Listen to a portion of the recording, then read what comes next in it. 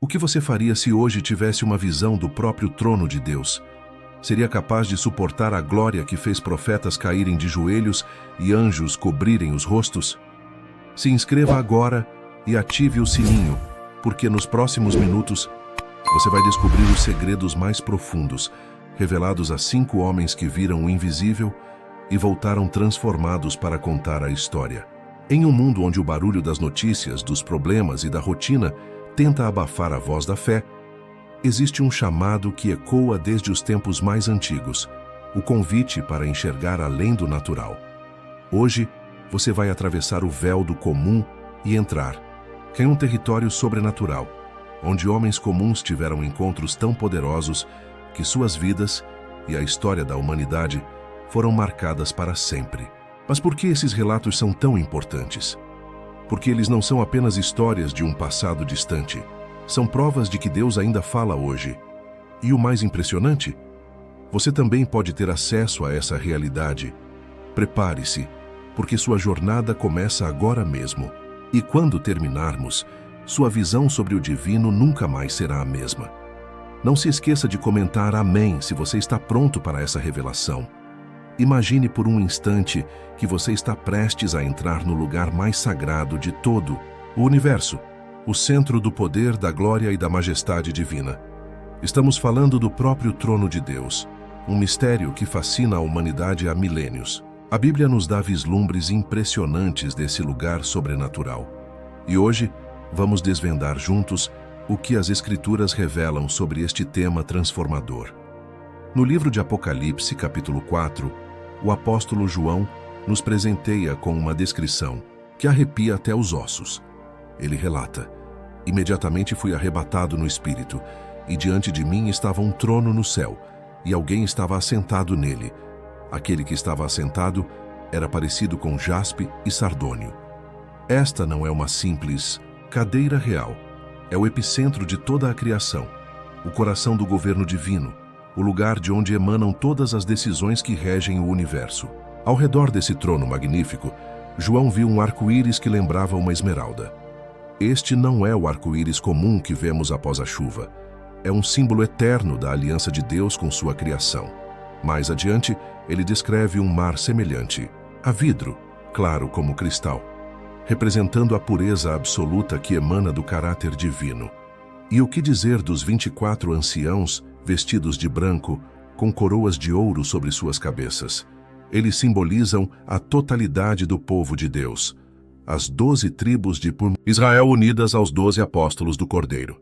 Mas talvez a visão mais impressionante sejam os 4 seres viventes, cheios de olhos por diante e por detrás. Cada um deles possui 6 asas e apresenta características únicas. O primeiro é semelhante a leão, o segundo a novilho, o terceiro tem rosto de homem, e o quarto é semelhante a uma águia voando. Estas criaturas celestiais não param de proclamar dia e noite: Santo, Santo, Santo é o Senhor Deus, o Todo-Poderoso, que era, que é e que há de vir. Por que tudo isso é tão importante para nós hoje? Porque Hebreus 4,16 nos faz um convite extraordinário. Acheguemo-nos, pois, confiadamente ao trono da graça, para que recebamos misericórdia e achemos graça, a fim de sermos socorridos no momento oportuno. O mesmo trono que faz os anjos cobrirem seus rostos em reverência é o lugar onde você e eu podemos encontrar misericórdia em nossos momentos de maior necessidade. O trono que emite relâmpagos, vozes e trovões é também o trono da graça que nos acolhe em nossas fraquezas. Esta é a gloriosa contradição do trono de Deus, lugar de tremendo poder e inabalável justiça, mas também de incomparável amor e graça redentora. E é sobre este trono que Cristo, após sua ressurreição, se assentou à direita do Pai, intercedendo por você e por mim neste exato momento. Agora que compreendemos o cenário celestial, estamos prontos para explorar as experiências daqueles 5 homens privilegiados que tiveram visões diretas deste trono glorioso. Suas histórias vão mudar para sempre a maneira como você enxerga sua relação com o divino. Mas antes de prosseguirmos, deixe nos comentários o que mais te impressiona na descrição bíblica do trono de Deus. E não se esqueça de se inscrever para para acompanhar esta jornada transformadora. Era um dia como qualquer outro no ano da morte do rei Uzias. O profeta Isaías caminhava pelo templo em Jerusalém, carregando o peso de uma mensagem que ninguém queria ouvir. Por anos, ele havia alertado o povo sobre o julgamento iminente, mas suas palavras caíam em ouvidos surdos. O que ele não sabia era que naquele dia comum, o extraordinário estava prestes a acontecer. Uma experiência que faria seu coração parar e redefiniria completamente seu ministério. De repente, sem aviso, o ambiente ao redor de Isaías começou a se transformar. O templo de pedra que ele conhecia tão bem desapareceu diante de seus olhos, substituído por uma visão celestial tão intensa que faria qualquer mortal tremer. Ali diante dele, elevado e exaltado, estava o Senhor assentado em um trono majestoso. As bordas de seu manto enchiam todo o templo celestial, um símbolo impressionante de como a presença de Deus preenche e transcende todo o espaço. Acima do trono, seres misteriosos que Isaías nunca tinha visto antes, os serafins. Cada um com 6 asas, 2 cobrindo seus rostos, porque mesmo essas criaturas celestiais não podem suportar olhar diretamente para a glória divina, 2 cobrindo seus pés em sinal de humildade e reverência, e 2 para voar, prontos para cumprir as ordens do Altíssimo. E então começou o canto mais assombroso que Isaías já ouvira. Santo, santo, santo é o Senhor dos exércitos. Toda a terra está cheia da sua glória. O impacto foi tão forte que os próprios umbrais das portas tremeram com a voz dos serafins e o templo se encheu de fumaça. A Shequina, a glória manifesta de Deus. Isaías, o homem que antes repreendia reis e desafiava nações, agora estava prostrado, esmagado pelo peso da santidade divina. Em um instante de clareza devastadora, ele entendeu sua verdadeira condição. Ai de mim, estou perdido, porque sou um homem de lábios impuros e habito no meio de um povo de lábios impuros, e os meus olhos viram o Rei, o Senhor dos exércitos. Este é o paradoxo da visão de Isaías. Quanto mais perto estamos da santidade de Deus, mais conscientes nos tornamos de nossa própria indignidade.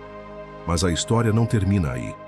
Um dos serafins voou em direção a Isaías com uma brasa, viva tirada do altar, tocou seus lábios e declarou: Eis que isto tocou os teus lábios. A tua iniquidade foi tirada, e perdoado o teu pecado. Em um momento, Isaías foi do desespero à redenção, da condenação ao chamado renovado. E então veio a pergunta que mudaria tudo: a quem enviarei e quem há de ir por nós? Isaías, agora purificado e transformado, respondeu sem hesitar: Eis-me aqui, envia-me a mim. Aquele que havia visto a glória de Deus não poderia mais permanecer o mesmo. Sua mensagem ganhou uma autoridade sobrenatural. Suas palavras passaram a carregar o peso daquele trono que ele testemunhara. A lição para nós é profunda. Não podemos verdadeiramente ser enviados até que primeiro tenhamos nos prostrado. Não podemos falar com autoridade divina até que tenhamos sido silenciados pela santidade divina. A visão do trono não foi dada a Isaías para seu deleite pessoal, mas para equipá-lo para uma missão que exigiria tudo dele. E você?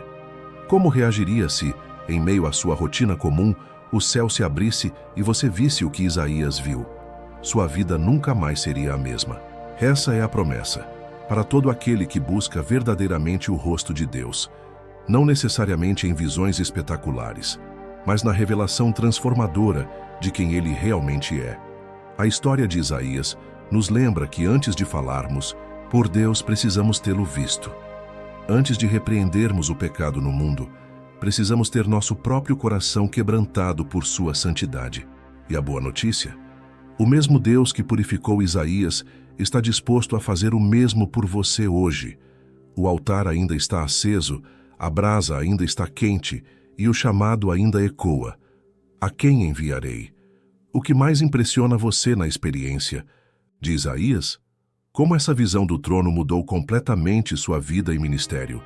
Deixe nos comentários e não se esqueça de se inscrever para acompanhar as próximas histórias impactantes. O exílio babilônico estava em pleno vigor quando Ezequiel, um sacerdote agora afastado do templo em Jerusalém, Se encontrava às margens do rio Quebar, junto com outros exilados. O ano era 593 a.C. e o povo de Judá vivia seu momento mais sombrio. Foi neste contexto de desesperança nacional que o céu literalmente se abriu diante dos olhos atônitos de Ezequiel, revelando uma visão tão complexa que até hoje estudiosos debatem seu significado completo. A primeira coisa que Ezequiel notou foi um vento tempestuoso vindo do norte. Mas este não era um fenômeno meteorológico comum. Era algo sobrenatural, carregando uma imensa nuvem reluzente com fogo que lançava clarões. No centro deste turbilhão divino, o profeta discerniu 4 seres viventes, com características que desafiavam qualquer descrição humana. Cada um possuía 4 rostos, de homem, representando a inteligência, de leão, a coragem, de boi, a força, e de águia, a transcendência. Seus corpos brilhavam como bronze polido, e sob suas asas, Ezequiel viu mãos humanas, um detalhe perturbador que sugeria tanto poder quanto precisão em seus movimentos. Mas o que realmente deixou Ezequiel perplexo foram as rodas. Não rodas simples, mas rodas dentro de rodas, com aros cheios de olhos. Estas rodas misteriosas se moviam em perfeita sincronia com os seres viventes, sem precisar virar. Podiam ir em qualquer direção, sem mudar sua orientação. O som de suas asas era como o estrondo de muitas águas, como a voz do Todo-Poderoso, como o tumulto de um exército. Quando os seres se moviam, as rodas se elevavam com eles, pois o espírito dos seres viventes estava nas rodas. Acima desta cena alucinante, Ezequiel viu uma expansão como de cristal terrível, e sobre ela, um trono de safira. Sobre este trono estava uma figura com aparência de homem, mas cinturada com fogo da cintura para cima e com um brilho como de âmbar reluzente. Esta era a semelhança da glória do Senhor, não Deus em sua essência, pois ninguém pode ver Deus e viver, mas uma manifestação adaptada à capacidade humana de compreensão. Quando Ezequiel viu isso, caiu com o rosto em terra, ouviu uma voz que falava com ele e foi comissionado como atalaia para Israel. Mas o que torna esta visão única é seu caráter móvel. Diferente da visão estática de Isaías, Ezequiel vê o trono de Deus como algo que se desloca, demonstrando que a glória divina não está confinada ao templo em Jerusalém, mas acompanha seu povo mesmo no exílio. Os detalhes técnicos desta visão, as rodas, os mecanismos, os movimentos precisos, sugerem quase uma máquina divina de complexidade inimaginável. Alguns teólogos veem aqui uma representação da onipresença e onisciência de Deus, os olhos nas rodas, enquanto outros enxergam princípios que antecipam conceitos científicos modernos sobre o espaço-tempo. O que sabemos é que esta visão sustentou Ezequiel durante seu ministério difícil, quando suas mensagens de julgamento o tornaram impopular entre seus próprios companheiros exilados. A lição para nós é clara. Quando tudo ao nosso redor parece desmoronar, quando nos sentimos exilados em nossa própria Babilônia, a glória de Deus ainda está presente e ativa. Seu trono não está distante, está se movendo em nosso meio, mesmo quando não conseguimos discernir seu padrão. As rodas dentro de rodas da providência divina continuam girando em perfeita sincronia, mesmo quando nossa visão limitada só consegue enxergar o caos aparente. Ezequiel nos ensina que a verdadeira visão de Deus não nos isenta do sofrimento, mas nos equipa para suportá-lo com significado. O profeta que viu as rodas dentro de rodas foi o mesmo que teve que se deitar sobre seu lado por 390 dias, cozinhar sua comida sobre excremento humano simbolicamente, e ver sua esposa morrer como sinal profético. Mas através de tudo isso, ele sabia que por trás do cenário visível, as rodas da soberania divina continuavam girando com perfeição. O que você acha que significam as rodas dentro de rodas na visão de Ezequiel? Como essa imagem pode nos confortar nos momentos em que a vida parece fora de controle?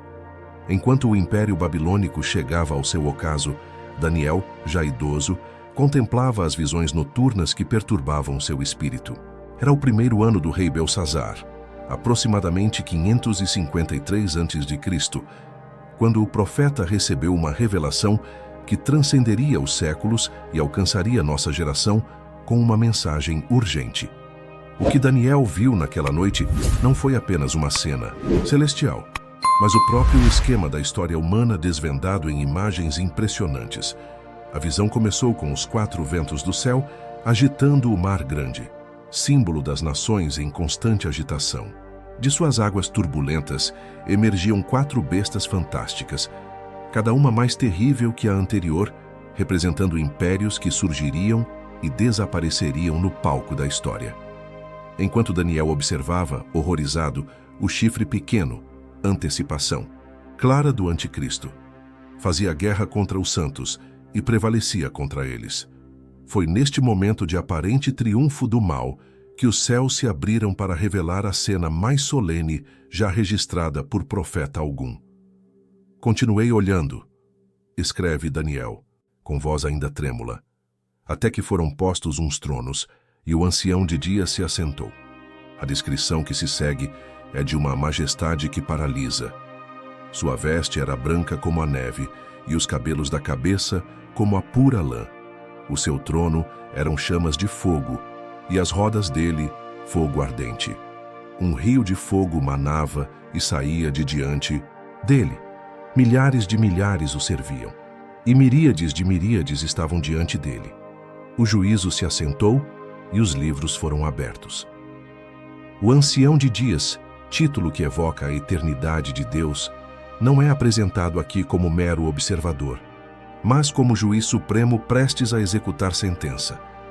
As rodas flamejantes de seu trono, ecoando a visão de Ezequiel, sugerem movimento divino em direção ao julgamento. O rio de fogo representa a justiça purificadora que emana de sua presença.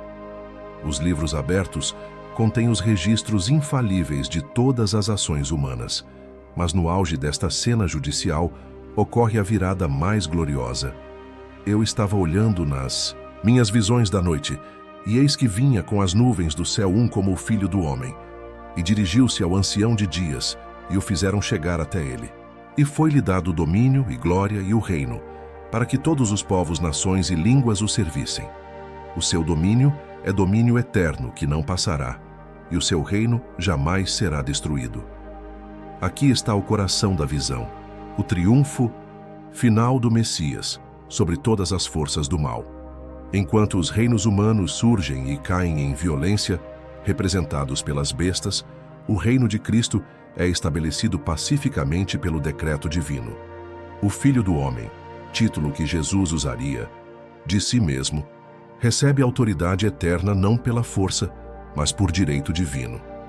Daniel ficou tão perturbado por esta visão que ficou enfermo por dias. O que ele viu era nada menos que o clímax da história humana, o momento em que todas as contas seriam acertadas, todas as injustiças reparadas e o governo legítimo estabelecido. Enquanto Belsazar e seus nobres profanavam os utensílios do templo em orgias babilônicas, Daniel contemplava o verdadeiro soberano do universo prestes a intervir. Para nós hoje, a mensagem é urgente. Todos compareceremos perante este trono. Os mesmos cabelos brancos como lã que simbolizam a eternidade de Deus também falam de sua experiência infinita. Nada escapa ao seu conhecimento. O fogo que emana de seu trono consome toda a pretensão humana de autonomia. Mas, gloriosamente, o Filho do Homem já veio uma vez como Salvador e voltará como juiz. O mesmo Daniel que viu o julgamento futuro também recebeu a promessa. Mas os que forem sábios resplandecerão como o fulgor do firmamento, e os que a muitos conduzirem à justiça, como as estrelas, sempre e eternamente.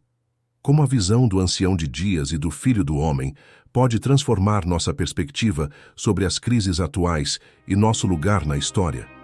Jerusalém fervilhava de tensão religiosa quando Estevão, um dos primeiros diáconos da igreja primitiva, foi arrastado perante o Sinédrio. Acusado falsamente de blasfêmia, este homem cheio de fé e do Espírito Santo estava prestes a fazer algo extraordinário. Enquanto seus acusadores cerravam os punhos e afiavam as pedras, ele olharia para além do véu do mundo físico e veria o que nenhum outro mártir havia testemunhado antes da morte. O julgamento seguiu um roteiro previsível até certo ponto.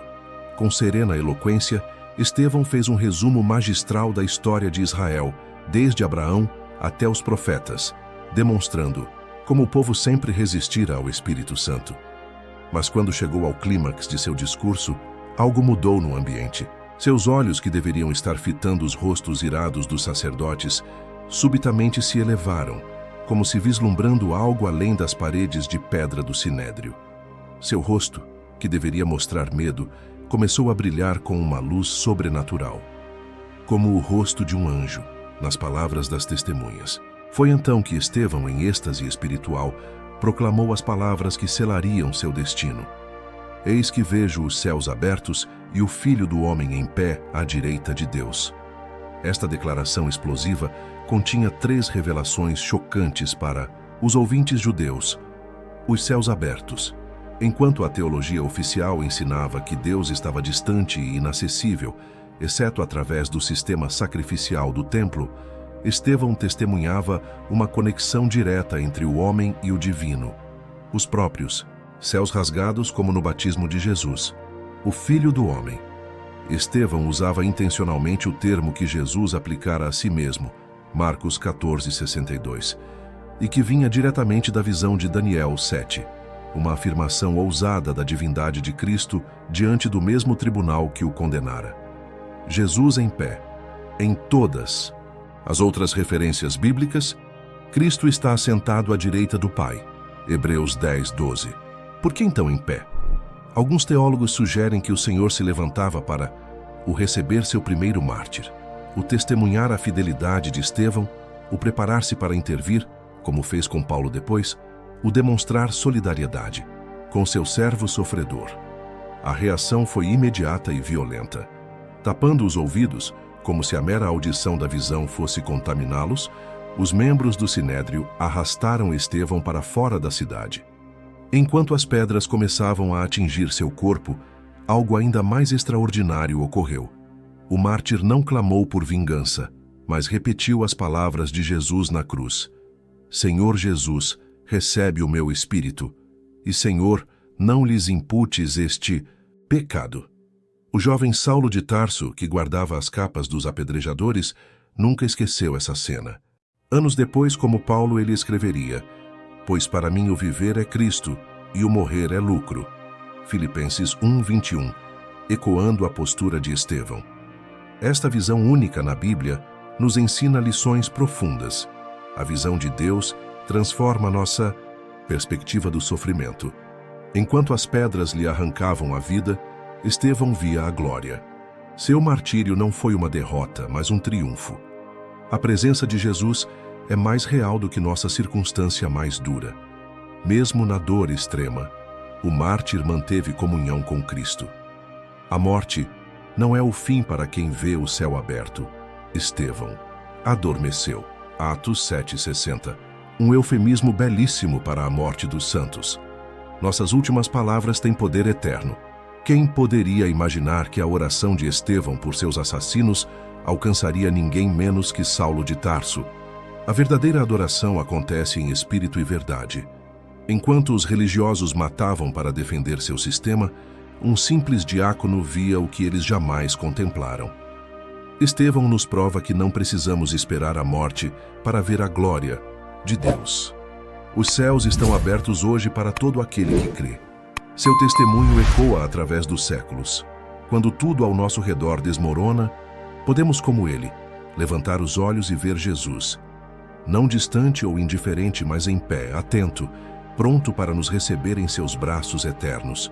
O que significa para você, em meio às suas lutas atuais, saber que Jesus não está assentado passivamente, mas em pé, atento ao seu clamor? Como a visão de Estevão pode mudar nossa maneira de enfrentar perseguições e dificuldades? Compartilhe suas impressões e continue conosco nesta jornada transformadora. O sol escaldante da ilha de Patmos castigava as rochas vulcânicas, quando João, o último apóstolo vivo, suava sob o peso do trabalho forçado. Aos 90 e poucos anos, esse homem que outrora reclinara sua cabeça no peito de Jesus, agora enfrentava o exílio por ordem do imperador Domiciano. Seus músculos doíam, suas mãos estavam calejadas, mas seu espírito permanecia inquebrantável. Foi neste contexto de aparente derrota que o céu se rasgou de forma espetacular para revelar ao idoso discípulo verdades que sacudiriam os alicerces da história humana.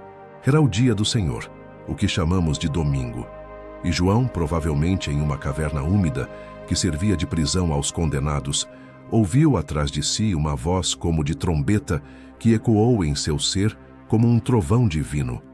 Sobe aqui e te mostrarei o que deve acontecer depois destas coisas. Num instante que desafia a física humana, o corpo cansado de João permaneceu em Patmos, mas sua consciência foi transportada para uma dimensão onde o tempo se curva e o espaço se expande além da compreensão mortal.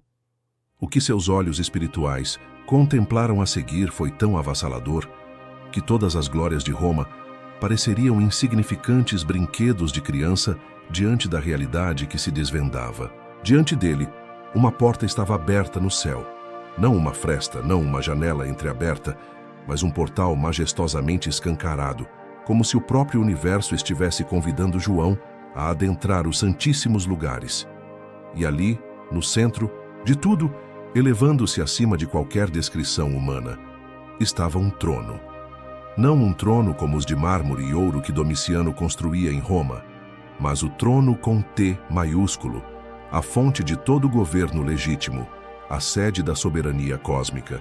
Aquele que nele estava assentado tinha a aparência de jaspe e sardônio, pedras que falavam de pureza absoluta e justiça inflexível. Ao redor do trono, um arco-íris semelhante à esmeralda circundava a cena, sua cor verde eterna, lembrando a aliança permanente entre Deus e sua criação. 24 tronos menores rodeavam o trono principal, e neles estavam assentados 24 anciãos vestidos de branco, com coroas de ouro sobre suas cabeças. Do trono saíam relâmpagos, vozes e trovões, manifestações tangíveis da poderosa presença divina. Diante do trono ardiam 7 lâmpadas de fogo, que são os 7 Espíritos de Deus, e um mar de vidro, semelhante a cristal, estendia-se como um chão celestial. 4 seres viventes, cheios de olhos por diante e por detrás, mantinham uma vigília constante.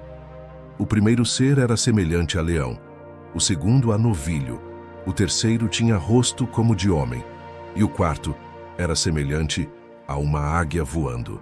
Esses seres não descansavam nem de dia nem de noite, proclamando sem cessar: Santo, Santo, Santo é o Senhor Deus, o Todo-Poderoso, que era, que é e que há de vir. Cada vez que os seres viventes davam glória, honra e ações de graças ao que estava assentado no trono, os 24 anciãos prostravam-se diante dele, lançavam suas coroas diante do trono e adoravam, dizendo: Digno és, Senhor nosso e Deus nosso, de receber a glória, a honra e o poder, porque tu criaste todas as coisas, e por tua vontade existiram e foram criadas. A cena era tão intensa que João, que havia estado com Jesus no Monte da Transfiguração, ficou completamente sobrepujado pela majestade do momento. Mas a revelação mais chocante ainda estava por vir. João notou na mão direita daquele que estava assentado no trono um livro escrito por dentro e por fora, selado com 7 selos. Um anjo forte proclamou com voz poderosa: Quem é digno de abrir o livro e de lhe romper os selos? Quando ninguém no céu, nem na terra, nem debaixo da terra foi achado digno de abrir o livro ou mesmo de olhar para ele, João começou a chorar copiosamente. Suas lágrimas eram de um homem que entendia que, sem alguém abrir aquele livro, o plano redentor de Deus permaneceria incompleto.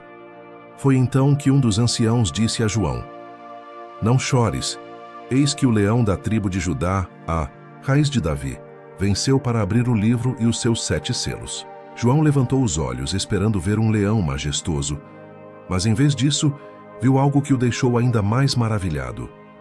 No meio do trono e dos 4 seres viventes e entre os anciãos, estava um cordeiro como tendo sido morto. Este cordeiro, claramente Jesus Cristo, tinha 7 chifres, símbolo de poder perfeito, e 7 olhos, símbolo de onisciência. que são os 7 Espíritos de Deus enviados por toda a terra.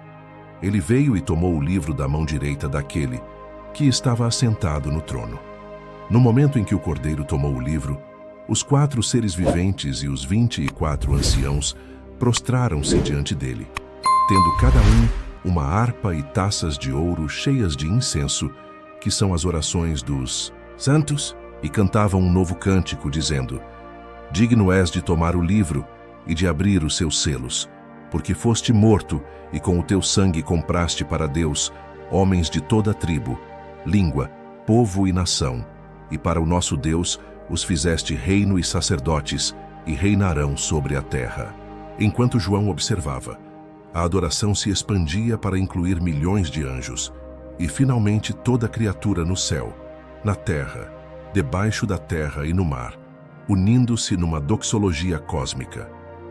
Aquele que está assentado sobre o trono e ao Cordeiro, seja o louvor e a honra e a glória e o domínio pelos séculos dos séculos. Os 4 seres viventes diziam: Amém, e os anciãos prostraram-se e adoraram. Para João, o idoso prisioneiro, esta visão foi um antídoto divino contra o desespero. Enquanto Domiciano exigia ser chamado de Senhor e Deus em Roma, João contemplava o verdadeiro soberano do universo. Enquanto o império tentava esmagar a igreja nascente, João via incontáveis multidões de redimidos de todas as nações adorando o Cordeiro. Enquanto a morte parecia triunfar, João testemunhava o Cordeiro morto agora vivo para sempre, segurando nas mãos feridas o livro do destino humano. Esta visão sustenta a igreja através dos séculos com uma verdade inabalável. O verdadeiro poder não reside em impérios terrenos, mas no trono celestial. O livro da história está firmemente nas mãos do Cordeiro que foi morto, e cada selo que ele abre, por mais assustador que pareça, avança seu propósito redentor. Quando João finalmente retornou à consciência de seu corpo em Pátimos, ele não era mais um velho prisioneiro. Era o portador da mais gloriosa revelação já dada à humanidade, uma mensagem que ecoa através dos séculos até nosso tempo. O Cordeiro vencerá. Ao final desta jornada extraordinária pelas visões de Isaías, Ezequiel, Daniel, Estevão e João, uma verdade resplandece como ouro refinado. O trono de Deus não é apenas um objeto de estudo teológico, é a realidade central que redefine tudo em nossas vidas. Esses 5 homens, em épocas e circunstâncias tão diferentes, tiveram algo em comum. Um encontro tão visceral com a santidade de Deus que eles nunca mais foram os mesmos. Isaías viu o Senhor alto e exaltado quando seu mundo desmoronava. Ezequiel contemplou a glória móvel de Deus quando seu povo estava no exílio. Daniel recebeu visões do Ancião de Dias quando o mal parecia triunfar. Estevão olhou para os céus abertos quando as pedras do ódio humano o atingiam. João, no exílio, viu o Cordeiro no trono quando a perseguição ameaçava extinguir a igreja. O que essas histórias nos dizem hoje?